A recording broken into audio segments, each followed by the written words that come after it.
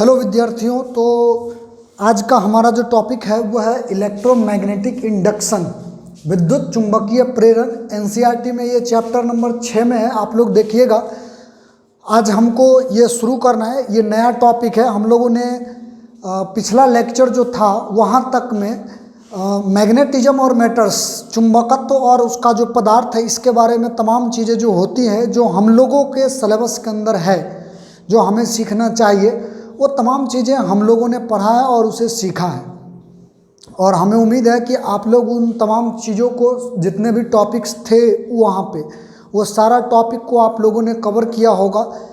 और अच्छा रहे कि आप टाइम पर अगर उसको कवर कर लो तो एग्ज़ाम में जो है, एग्ज़ाम के टाइम में खासकर टेंशन नहीं होगा। नहीं तो फिर क्या होता है कि प्रेशर बढ़ने लगेगा।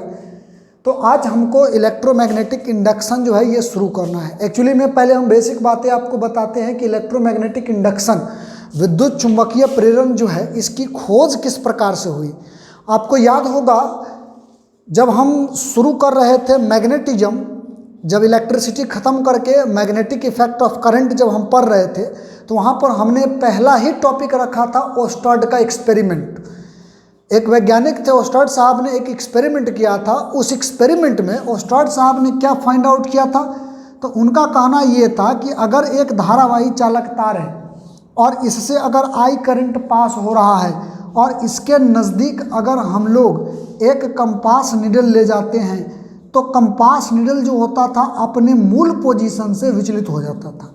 मतलब कहने का सीधा अर्थ ये है कि अगर कंपास नीडल ऐसा है तो ये अपने मूल पोजीशन से इस तरह से विचलित हो जाता था, है ना।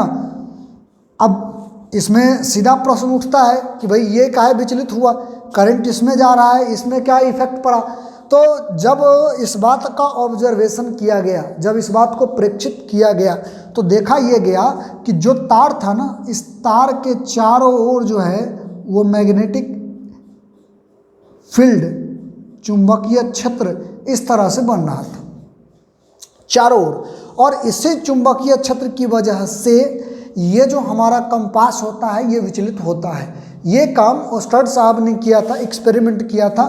और आपको याद होगा हमने बताया भी था कि ये एक्सपेरिमेंट उन्होंने अचानक किया था और इसका तकरीबन जो समय था वो था 1820 ईस्वी। इसी के आसपास में इन्होंने ये एक्सपेरिमेंट किया था, है ना। इसी सिलसिले पर एक और वैज्ञानिक आए, उनका नाम था माइकल फैराडे। और माइकल फैराडे ने कोशिश किया कि हमारा ये जो प्रक्रिया है, इस प्रक्रिया को रिवर्स किया जाए, माने उल्टा किया जाए, तो देखते हैं कि इसका प्रभाव क्या पड़ता है। इनका कहने का अर्थ ये है कि अगर चलता हुआ करंट अपने चारों ओर मैग्नेटिक फील्ड क्रिएट कर सकता है, करंट मतलब यहाँ पर समझ लो कि चलता हुआ चार्ज, अगर चलता हुआ चार्ज अपने चारों ओर चुंबकीय क्षेत्र उत्पन्न कर सकता है, अर्थात एक चुंबक के तरह बिहेव करेगा अगर चलता हुआ चार्ज, तो जाहिर सी बात है दौड़ता हुआ मैग्नेट जो है उल्टा भी होना चाहिए, यानी वो करंट प्रोड्यूस करना चाहिए।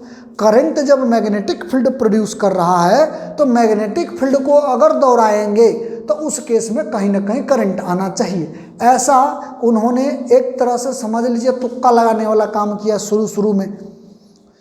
और ये ऐसा विचार जैसे ही उनके दिमाग में आया, उन्होंने एक्सपेरिमेंट कर दिया। और उन्होंने एक्सपेरिमेंट क्या किया, तो आपको हम एक छोटा सा बातें पहले, जो छोटा सा बात है वो समझा दे, उसके बाद हम इसके चैप्टर जो है, जो चैप्टर हमारा आज का जो टॉपिक है, मुद्दा है, इसको हम आगे बढ़ाएंगे। देखिए इन्होंने क्या किया था, इन्होंने सोलेनॉइड लिया, या ये कह लीजिए कि एक कॉइल लिया, तार का ऐसा कॉइल लिया, इस तरह से इन्होंने एक कॉइल लिया। इस कॉइल के साथ हम ये जो कॉइल है ना ऐसा रखते हैं, थोड़ा सा इतना बड़ा वाला कॉइल टाइप का नहीं रखते हैं, एक ही कॉइल रखते हैं तार का, या इसी के अंदर लो और भी चीज़ें इसी तरह से जोड़ दो ऐसा। और इसमें एक गैल्वेनोमीटर जोड़ दिए। गैल्वेनोमीटर याद होगा आपको, क्या करता है, करंट मापता है, माने कि करंट इसमें है कि नहीं उसका प्रेजेंस मापता है।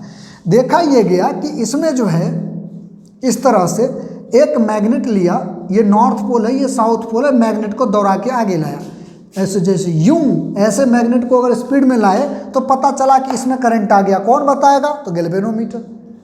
मतलब जब इसको मैग्नेट को स्पीड में लाया गया, गैल्वेनोमीटर का सुई जो है वो खिसक के इधर भाग गया, इधर उधर, माने वो फ्लक्चुएट करेगा। और जैसे ही दूर भागा फिर ये फ्लक्चुएट किया, लेकिन रिवर्स डायरेक्शन में फ्लक्चुएट किया। अब इससे समझ में आ गया कि जब मैग्नेट को दौड़ाया जा रहा था तो इसमें करंट आ रहा है, क्योंकि गैल्वेनोमीटर का जो सुई है वो डिफ्लेक्ट तभी होगा, वो विक्षेपित तभी होगा जब हमारा सर्किट में करंट आएगा। बिना करंट का ये अपने पोजीशन से विचलित नहीं होने वाला है, तो इसमें करंट आया। ये बात इन्होंने ऑब्जर्व किया, किसने? तो माइकल फैराडे ने। और ज़्यादा समय नहीं लिया इन्होंने, 1830 ईस्वी में तकरीबन ये इन्होंने इस पर रिसर्च किया, इसका पूरा का पूरा जितना भी ऑब्जर्वेशन है उसको बाहर कर दिया। मतलब 10 साल बाद ओस्टर्ड साहब ने जो एक्सपेरिमेंट किया उसके रिवर्स प्रक्रिया को माइकल फैराडे ने 10 साल बाद प्रूफ कर दिया। और यह है मैग्नेट को दौड़ाए तो इसमें करंट आया। इससे पहले क्या था? करंट दौड़ रहा है तो चारों ओर मैग्नेटिक फील्ड आया, है ना। तो करंट का डायरेक्शन किधर होगा? अगर हमको ये निकालना है तो राइट हैंड थंब रूल आप लगाइएगा, उस पर हम चर्चा बाद में करेंगे, है ना। जैसे अगर हम लोग यहाँ से देखें तो हमारा यहाँ से जो मैग्नेटिक फील्ड होगा कुछ इस तरह से निकलेगा, और ऐसे करके ये साउथ में जाता है ना, साउथ में जाता है। तो साउथ में तो ये अंदर की ओर जाता है और इसमें बाहर निकलता है, ऐसा ही होता है ना।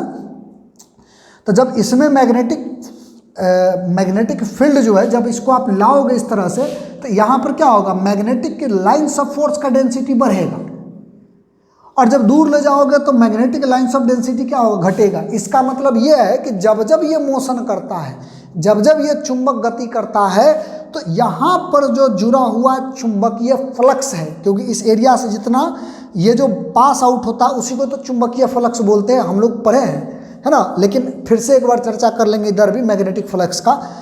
तो ये जो लाइन्स ऑफ फोर्स है उसका संख्या, इससे पास होने वाला संख्या जो होता है वो घट बढ़ रहा होता है जब वो मोशन में रहता है। कांस्टेंट रखोगे तो नियत रहेगा, बढ़ेगा घटेगा नहीं। इसका निश्चित रूप से अर्थ ये निकलेगा कि जब जब मैग्नेट को आगे लाए या खिसकाए तो इससे जुड़ा हुआ जो फ्लक्स है, चुंबकीय फ्लक्स, वो फ्लक्स परिवर्तित हो रहा है, और वही परिवर्तित चुंबकीय फ्लक्स जो होता है वो इसके अंदर में करंट प्रोड्यूस करवाता है, वही इसमें करंट प्रोड्यूस करवाता है। लेकिन ऊर्जा संरक्षण के सिद्धांत के अनुसार, हम लोग लेंज लॉ पढ़ेंगे आगे, उस नियम के अनुसार इसमें जो करंट चलेगा उस करंट के वजह से जो मैग्नेटिक फील्ड आएगा वो इसके उल्टा डायरेक्शन में आएगा, है ना, ऐसे आएगा। तो इसका मतलब क्या है कि इधर से करंट जा रहा है, ऐसे अगर तार लपेट रहे हो, ऐसे अगर लपेट करके ऐसे ला रहे हो तो करंट किधर से चलना चाहिए? करंट ऐसे चलना चाहिए, है ना। तब ना ऐसे घुमाओगे तो इधर जाएगा, तो करंट ऐसे चलना चाहिए, है ना। इधर से करंट आया, ऐसे गया, फिर इस तरह से वापस गया, इधर से आया, तो ऐसे करंट चलना चाहिए। तो इससे क्या होगा? इधर जो होगा, ये वाला जो साइड होगा, हमारा जो मैग्नेटिक फील्ड होगा ये इधर की ओर दिखाएगा, यानी इधर नॉर्थ पोल आएगा, इधर साउथ पोल आएगा। तो इधर जब मैग्नेटिक फील्ड होगा, इधर से आ रहा तो ये इसका विरोध करेगा, है ना। विरोध क्यों करेगा उसका कहानी आगे है, फिलहाल तो ऐसे समझ लो कि करंट का डायरेक्शन ऐसे चलेगा। अगर हम इसको इस तरह से लाते हैं तो करंट हमारा जो होता है वो ऐसे आना चाहिए। क्लियर है बात? इस तरह से हमारा करंट जो है वो आना चाहिए। हम ऐसा करते हैं कि एक ही कॉइल रखते हैं, ज़्यादा अच्छा रहेगा, है ना। इस तरह से एक ही कॉइल रखते हैं, पकड़ में आ जाएगा आपको। इस तरह से ऐसे करंट आ रहा है, इस तरह से चल रहा है करंट। तो सीधा तौर पे यहाँ पर जो हमको मिला, ये जो करंट मिला, ये किसकी वजह से मिला? ये चुंबक के गति की वजह से मिला, और इसी का नाम दिया गया इलेक्ट्रोमैग्नेटिक इंडक्शन, यानी विद्युत चुंबकीय प्रेरण। यानी विद्युत धारा जो इसमें आया वो चुंबक के प्रेरण की वजह से आया। चुंबक ने विद्युत धारा का प्रेरण करवाया, प्रेरित किया कि नहीं इसमें जो है करंट इंड्यूस होना चाहिए। ऐसा खोज माइकल फैराडे ने किया। हालांकि एक और वैज्ञानिक थे, हेनरी साहब, उन्होंने ही सेम एक्सपेरिमेंट किया था, लेकिन ऑब्जर्वेशन में ये आगे थे, माइकल फैराडे साहब आगे थे, इसी वजह से इनका नाम पहले आ गया। और माइकल फैराडे का हम लोग इंडक्शन पढ़ते हैं, यानी इंडक्शन में सबसे बड़ा योगदान माइकल फैराडे साहब का ही माना जाता है। तो आपको बता दें, ये जो हमारा नया चैप्टर है, इस चैप्टर में इतने टॉपिक्स हैं जो हमें कवर करने हैं। हम आपको बता दें, सबसे पहले फैराडे का एक्सपेरिमेंट, एक एक्सपेरिमेंट तो ये हुआ, एक दो एक्सपेरिमेंट और हम देखेंगे, इसको भी पूरा बढ़िया से नोट भी करेंगे। सिर्फ समझाने के लिए अभी हम ऐसा चीज़ें यहाँ पर आपके सामने रख चुके हैं, है ना, लेकिन इसको लिखना भी है, लिख करके ध्यान में रखने के लिए। हालांकि ज़रूरी नहीं है, क्योंकि एग्ज़ाम में वो ऐसा आपसे पूछेगा नहीं कि एक्सपेरिमेंट क्या किया गया है, ऐसा नहीं पूछेगा, है ना। पहले तो हमको माइकल फैराडे का जो एक्सपेरिमेंट है उसके बारे में पढ़ना है। इस चैप्टर में हमको क्या क्या चीज़ पढ़ने हैं उसका पूरा डाटा हम आपके सामने रख दे रहे हैं। आप लोग एनसीईआरटी अपना मिलाकर देख लेना, एक भी चीज़ छूटने वाला नहीं है ना। छूटेगा तो फिर हम उसको देख लेंगे। दूसरा जो टॉपिक है हमारा वो है मैग्नेटिक फ्लक्स, चुंबकीय फ्लक्स। हालांकि इसको हम ऑलरेडी पहले पढ़ चुके हैं, लेकिन फिर भी एक बार याद दिलाने के लिए, क्योंकि इसी पर पूरा कहानी आधारित है। अगर मैग्नेटिक फ्लक्स, चुंबकीय फ्लक्स का जानकारी नहीं है तो फिर हमारा आगे का कहानी जो होगा उसका रास्ता ब्लॉक हो जाएगा, फिर वो समझ में नहीं आएगा। अगर आप उसको रिवाइज कर लेते हो पहले तो और अच्छा बात है, नहीं तो फिर तो हम तो बताएंगे ही, लेकिन उस पर थोड़ा बहुत क्वेश्चन वगैरह भी आएगा जो कि पिछले क्लास में नहीं आया था। जब हम लोग मैग्नेटिक फ्लक्स पढ़े थे मैग्नेटिज्म में, तो वहाँ पर आप याद कीजिए क्वेश्चन नहीं आता, लेकिन यहाँ पर क्वेश्चन भी आएगा, है ना। इस उद्देश्य से हमको यहाँ पर अध्ययन करना है। फिर उसके बाद तीसरा जो टॉपिक अपना होगा वो Faraday's law of electromagnetic induction, विद्युत चुंबकीय प्रेरण का फैराडे नियम, यानी जो एक्सपेरिमेंट में हम लोग देखे इसका नियम इन्होंने क्या दिया, उस नियम को हमें पढ़ना है। फिर हम जो बताए आपको कि यहाँ पर रिवर्स डायरेक्शन में हमारा मैग्नेटिक फील्ड इसमें क्रिएट होना चाहिए, तो उसके लिए आया लेंस लॉ। और ये लेंस लॉ जो होता है कंजर्वेशन ऑफ एनर्जी जो होता है उसके लॉ पर आधारित है, तो हम इस पर चर्चा करेंगे। चौथा टॉपिक पर होगा। पांचवा जो टॉपिक होगा उसमें ईएमएफ का जो व्यंजक होगा, हालांकि हम यहाँ पर अलग कर लिए हैं, लेकिन हम इस चीज़ को इसी में शामिल कर लेंगे, ठीक है ना। फैराडेज लॉ जो है इसी में हम इसको उठा करके रख लेंगे, तो इसको अलग से नहीं रखेंगे। हालांकि चलो इसको शामिल कर लो, अगर लिख दिए हैं तो इसको शामिल कर लेना, लेकिन हम चाहते हैं कि ये वाला टॉपिक इसी में शामिल कर दें, है ना। यानी कि नियम दिए वहीं पर इसका फार्मूला भी हम लोग लिख लेंगे। फिर ईएमएफ को प्रोड्यूस करने का क्या क्या तरीका है इस पर बात करेंगे। जैसे मोशनल ईएमएफ जो होता है, गतिक विद्युत वाहक बल जो होता है उसकी चर्चा हम लोग करेंगे। गतिक विद्युत वाहक बल मतलब चुंबकीय क्षेत्र में अगर रॉड लेकर के दौड़ोगे तो उस रॉड में अपने आप करंट आ जाएगा, है ना, क्योंकि वहाँ पर भी फ्लक्स का परिवर्तन होता है। तो एक तो ये रहेगा। फिर एडी करंट क्या होता है इस पर चर्चा करेंगे। भंवर धाराएं, है ना। भंवर धाराएं मतलब जैसे पानी को देखो घूमते हुए, कभी देखे वैसे गोल गोल घूम रहा होता है, उसको भंवर बोलते हैं, है ना। वैसा टाइप का करंट प्रोड्यूस होता है, उसको भंवर धारा बोलते हैं। फिर उसके बाद जो बहुत महत्वपूर्ण टॉपिक है वो ये दोनों है, self induction and self inductance, स्वप्रेरण और स्वप्रेरकत्व। और नौवां जो टॉपिक है वो है mutual induction and mutual inductance, अनन्य प्रेरण और अनन्य प्रेरकत्व। ये दो टॉपिक बहुत महत्वपूर्ण है। और आपको बता दें ये चैप्टर ही महत्वपूर्ण है क्योंकि इसी चैप्टर के आधार पर आज के ज़माने में जैसे हम लोग कहते हैं ना, जनरेटर हो गया, ट्रांसफार्मर हो गया, ये तमाम इंस्ट्रूमेंट जो होता है वो सब का सब इसी पर आधारित है। ये जो चैप्टर है इसी के सिद्धांतों पर वो काम कर रहा होता है। बात समझ रहे हो ना। तो सीधे तौर पर हम लोग अगर बोले तो हमारे रियल लाइफ से ये चैप्टर बहुत ज़्यादा जुड़ा हुआ है। बहुत ज़्यादा तो ऐसे कहो तो फिजिक्स का हर एक चैप्टर जुड़ा हुआ है, लेकिन हमारा ये जो चैप्टर है वो जो नाम हमें भी बोले, इस टाइप का जितने भी इंस्ट्रूमेंट है वो तमाम इंस्ट्रूमेंट पर ये वाला चीज़ें जो है वो लागू होता है। डायनमो जो है वहाँ भी लागू होता है। डायनमो में भी क्या होता है, मैग्नेट घूम रहा होता है, और मैग्नेट के घूमने की वजह से क्या होता है, करंट प्रोड्यूस होता है।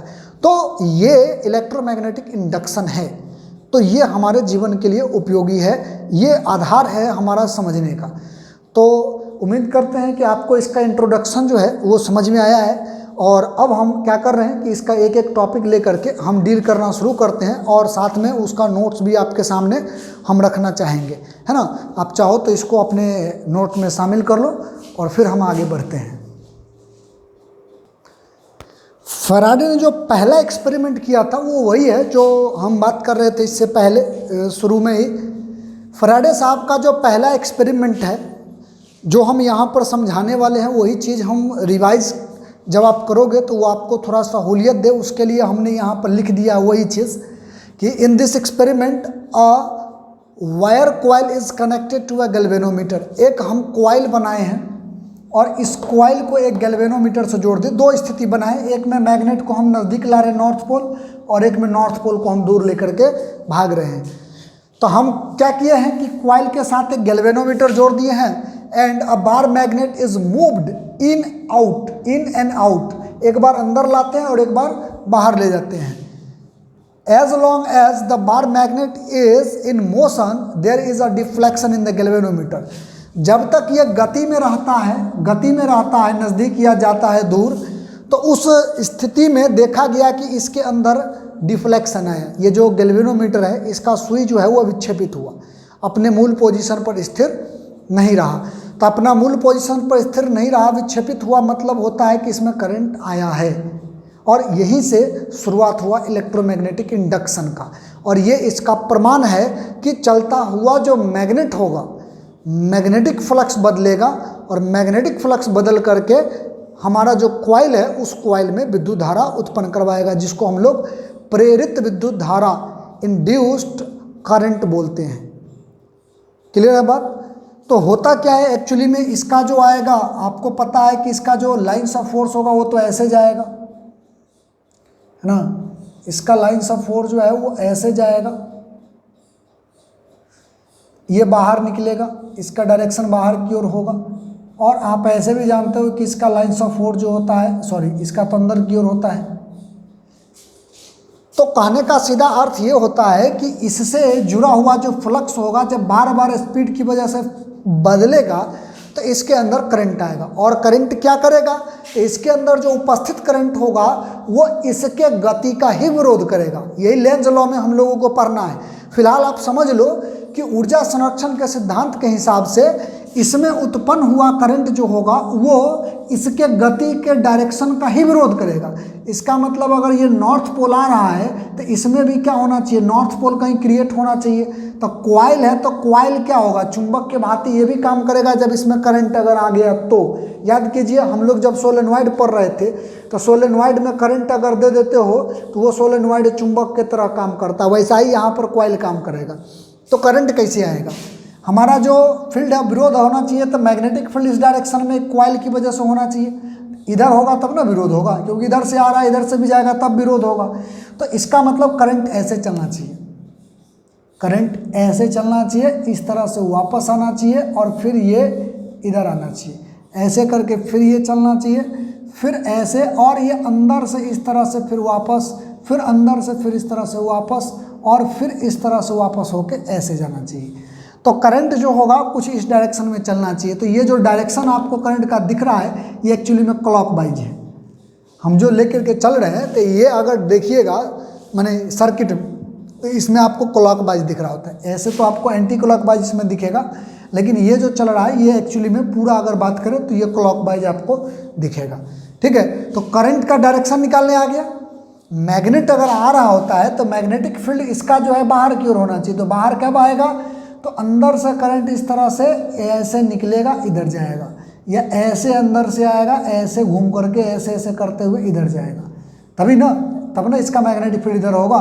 तो ये एक्सपेरिमेंट जो किया गया उसमें जब हम मैग्नेट को इन किए यानी अंदर लाए तो उस केस में हमारा जो करंट का डायरेक्शन होगा कुछ ऐसा होगा।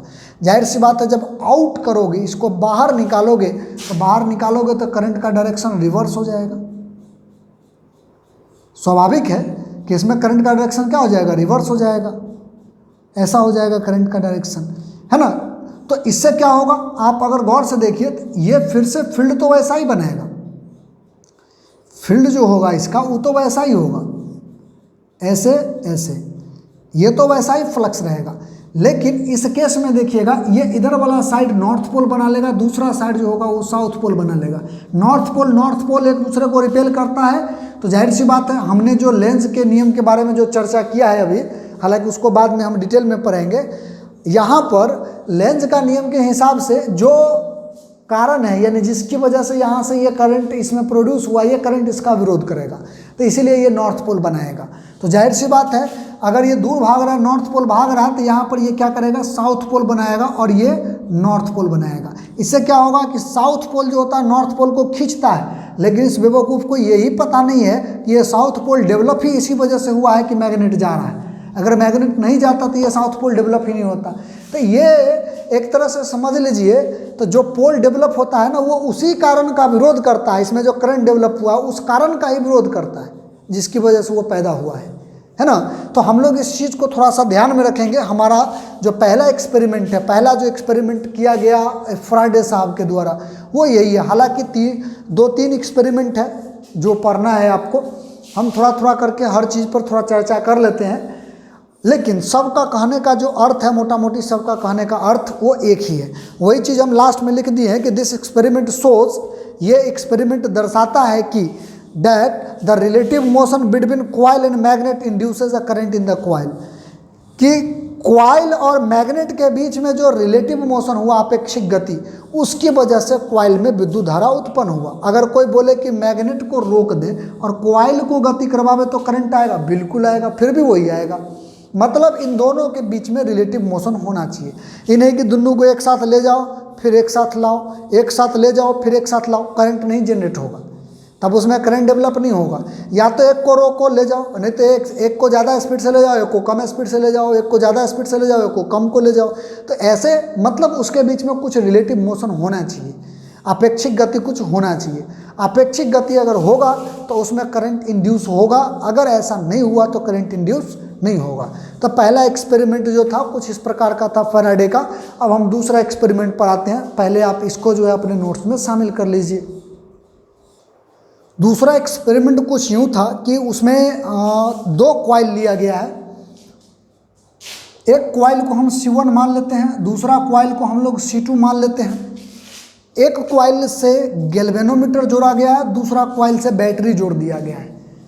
तो आपको भी पता है कि बैटरी जो होता है वो करंट तो देता है, लेकिन वो अपरिवर्ती धारा होता है, यानी कि वो कांस्टेंट होता है, उसका वैल्यू जो होता है वो बदलता नहीं है। तो जब इसमें करंट प्रोड्यूस होगा, यानी प्रोड्यूस नहीं, ऐसा बोलो कि इसमें करंट जो होगा बैटरी के कारण जो होगा चलना शुरू करेगा हमारा जो कॉइल है। तो ध्यान रखिएगा, हमारा जब कॉइल के अंदर करंट चलेगा ना तो इसमें भी एक मैग्नेटिक फील्ड क्रिएट होगा, लेकिन जब आप इसको लेकर के सिर्फ यहाँ पे रख दोगे ना तो उस केस में करंट का जो डिफ्लेक्शन होगा उसका चर्चा हम लोग अगला जो एक्सपेरिमेंट है उसमें करेंगे। लेकिन फिलहाल क्या हुआ, इन्होंने जो एक्सपेरिमेंट किया दूसरा में, वो क्या किया कि इसको करंट दिया, अब इस कॉइल को इधर से उधर चला रहे हैं। तो जब इस कॉइल को इधर उधर चलाए तो पता चला इसमें भी करंट आ गया, लेकिन करंट जो आया वो इसके विपरीत आया। इसमें अगर ऐसे, इसमें अगर आप गौर से देखिए, अगर ढंग से अगर इसको देखा जाए तो हम लोग इसमें अगर देखेंगे तो हमारा जो एक्चुअली में जो आ रहा है वो इस तरह से करंट आ रहा है, इस तरह से। तो मैग्नेटिक फील्ड जो है वो ऐसे निकलेगा, मैग्नेटिक फील्ड जो होगा वो ऐसे निकलेगा, इस तरह से बाहर के डायरेक्शन में। तो जाहिर सी बात है कि इसमें जो करंट आना चाहिए वो उसके अपोजिट आना चाहिए, यानी कि उसका वो विरोध करना चाहिए। तो करंट का डायरेक्शन ऐसा होना चाहिए, करंट का डायरेक्शन जो है वो ऐसा होना चाहिए। तो जाहिर सी बात है कि इसमें करंट ऊपर की ओर चलेगा तब ना ऐसे जाएगा, तो इसका जो करंट होगा वो ऐसे आएगा और इस तरह से वापस जाएगा, है ना। इन लोगों के पास जो करंट है वो ऐसे आ रहा है और ऐसे जा रहा है। तो ये एक्सपेरिमेंट जो किया गया इसमें मैग्नेट नहीं है, इसमें क्या किया गया, एक बैटरी जोड़ दी, माने एक या एक से ज़्यादा बैटरी जोड़ सकते हो, और कॉइल को अब इधर उधर किया गया। तो जब हम देख रहे हैं कि करंट अगर ऐसे चला, यानी कि पॉजिटिव इधर से चल रहा है तो करंट इधर से निकलेगा। तो करंट जब इधर से चल रहा है तो जाहिर सी बात है कि इसको अगर नज़दीक लाओगे तो ये क्या करेगा, उसका विरोध करेगा।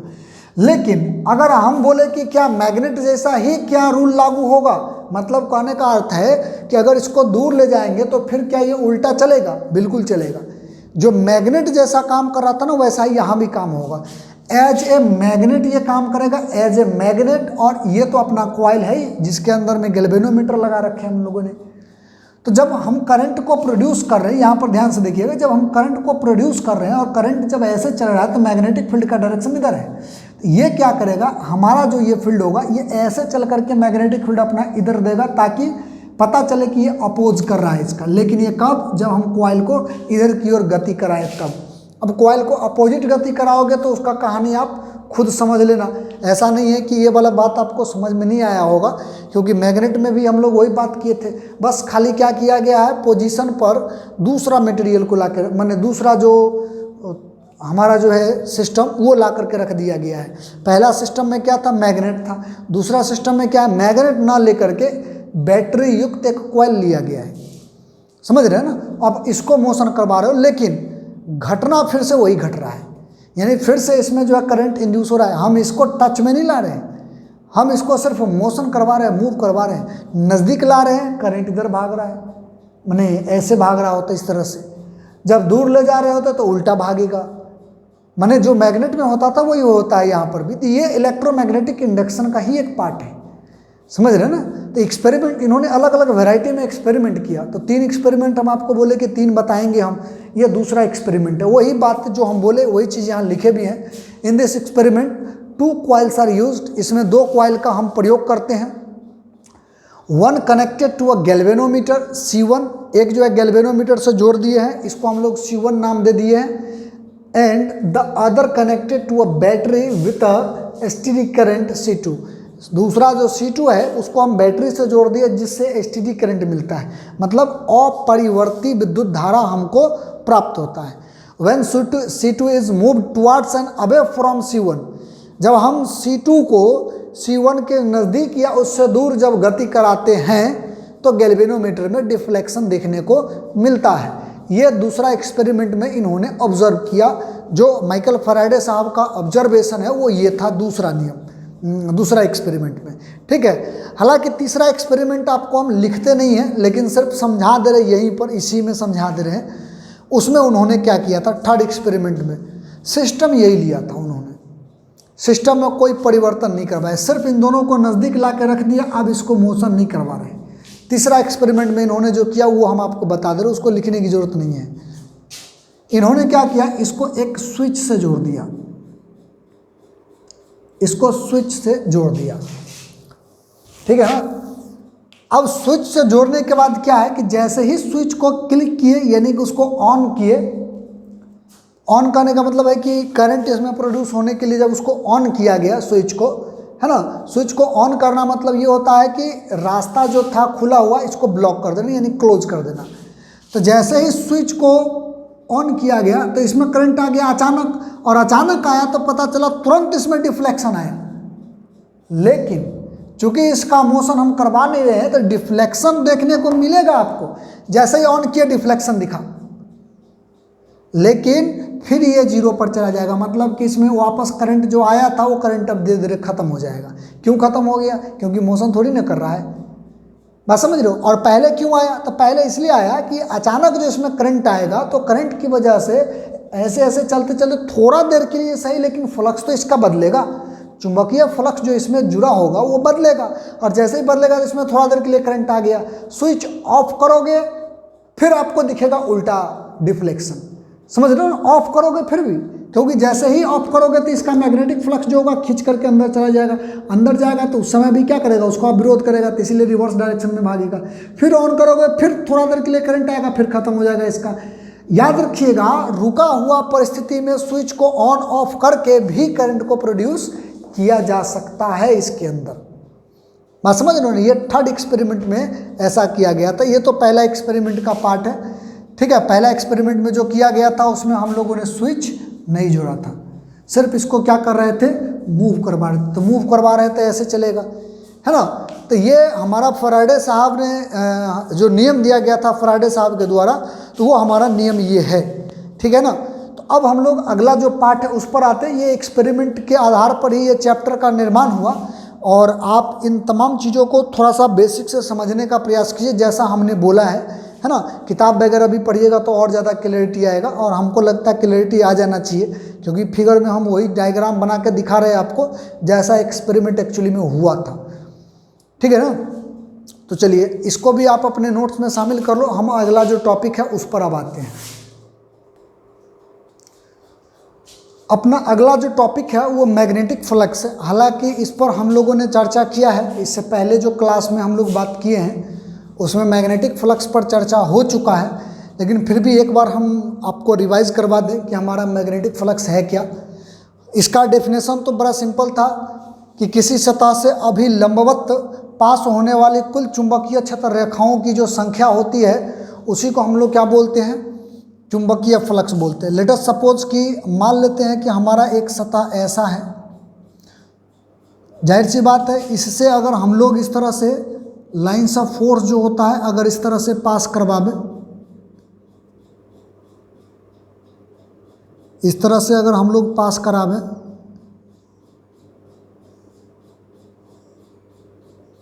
ये अगर निकल रहा है इस तरह से, तो इसका एरिया जो होगा वो एरिया तो आपको समझ में आ रहा है कि एरिया वेक्टर इस डायरेक्शन में होगा, और मैग्नेटिक फील्ड का जो है वो ये डायरेक्शन हो जाएगा।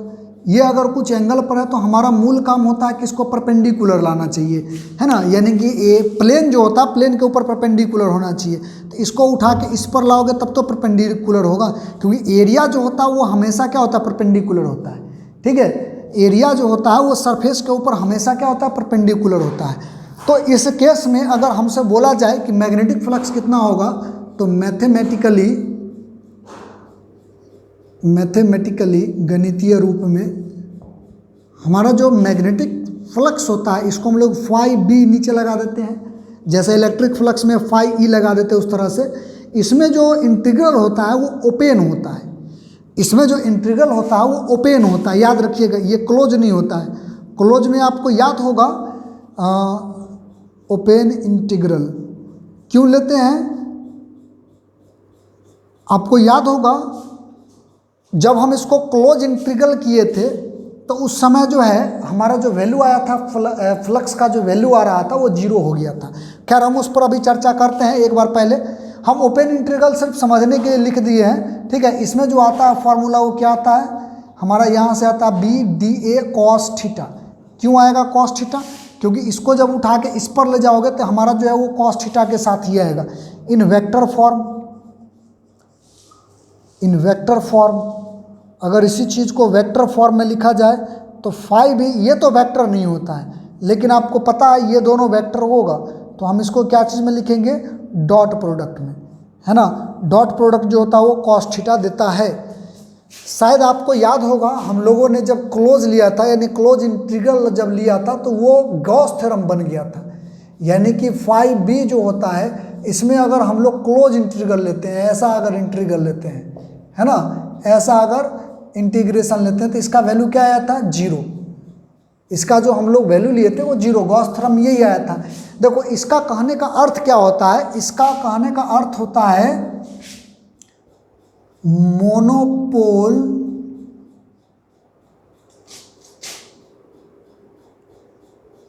Not existed in nature. इसका कहने का मतलब ये होता है कि एक पोल वाला चुंबक जो होता है वो प्रकृति में एग्जिस्ट नहीं करता, वो पाया ही नहीं जाता है।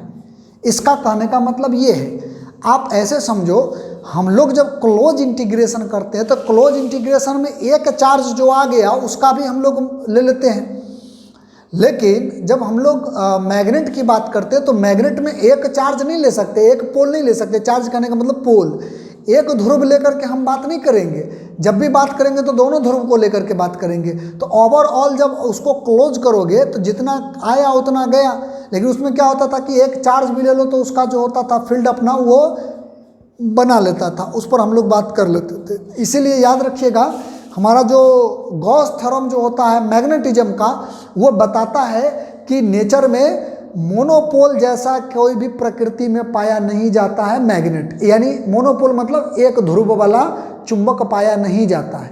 ठीक है, तो ये हमारा जो था ये पहले ही हम लोग इस पर चर्चा कर चुके हैं। अगर यही कांस्टेंट में होगा तो आपको समझ में आ रहा है, यहाँ पर ए लगा देंगे, डी ए ना लगा करके ए लगा देंगे। और आपको याद होगा इसका जो एसआई मात्रक होता है, एक बार और हम चर्चा कर लेते हैं। एसआई यूनिट जो इसका आया था वेबर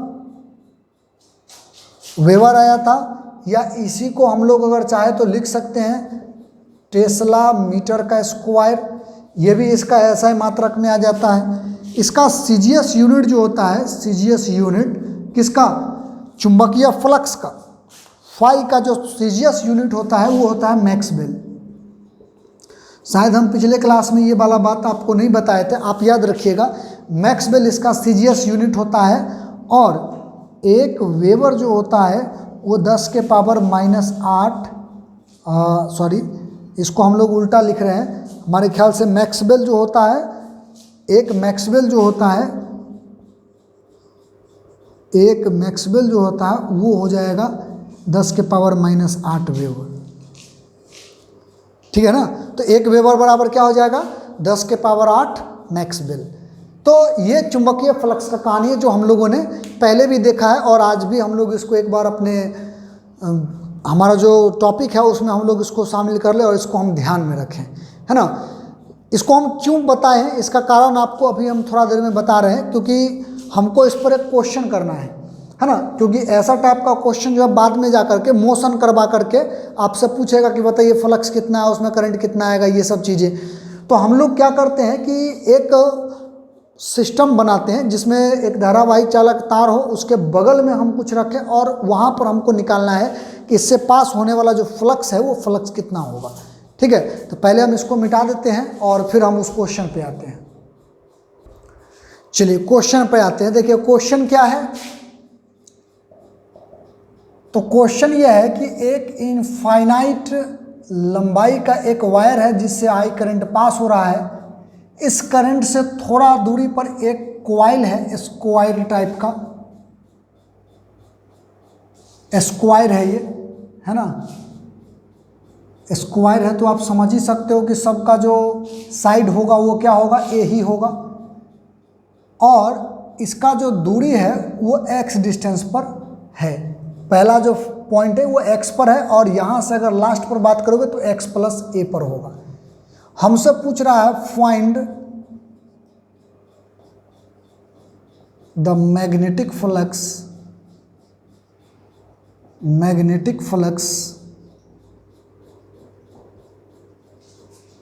पासिंग थ्रू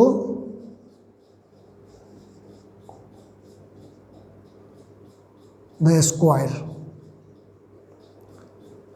स्क्वायर से पास करने वाला जो चुंबकीय फ्लक्स होगा कितना होगा, ये हमको निकाल के बताइए, ऐसा प्रश्न बोल दिया है।